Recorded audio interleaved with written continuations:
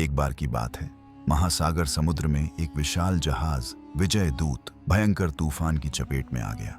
उस दुर्घटना में जहाज पर सवार सभी यात्री डूब गए, सिवाय मोहनलाल नामक एक यात्री के।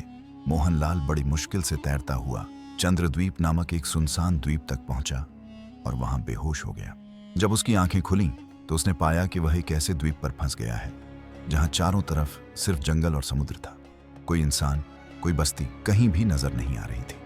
निराश मोहनलाल आकाश की ओर देखकर परमात्मा से प्रार्थना करने लगा, हे प्रभु, मेरी रक्षा करो, इस सुनसान द्वीप पर मेरी मदद के लिए किसी को भेज दो। लेकिन वहां उसकी सहायता के लिए कोई नहीं आया।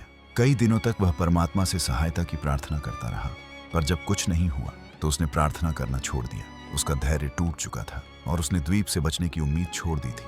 फिर भी जीवित रहने के लिए उसने लकड़ियां इकट्ठा की और उनसे एक झोपड़ी बनाई, नारियल के पेड़ों से फल तोड़े और समुद्र से मछलियां पकड़कर अपना पेट भरने लगा। 15 से 20 दिन बीत चुके थे।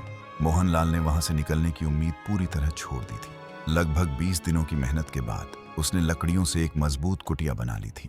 एक दिन जब वह जंगल में नारियल तोड़ने गया और लौटा तो देखा कि उसकी कुटिया में आग लग गई थी।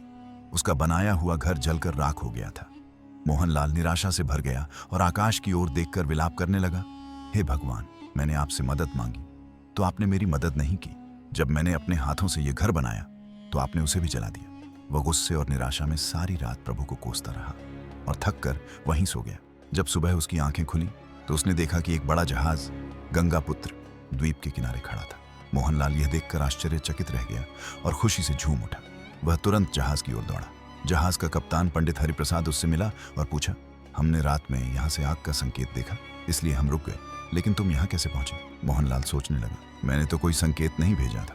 तभी उसे एहसास हुआ कि रात में जो उसका घर जल गया था वही उसके लिए संकेत बन गया था। वह इस चमत्कार को समझकर खुशी से भर गया। साथियों, ऐसा हमारे जीवन में भी होता है।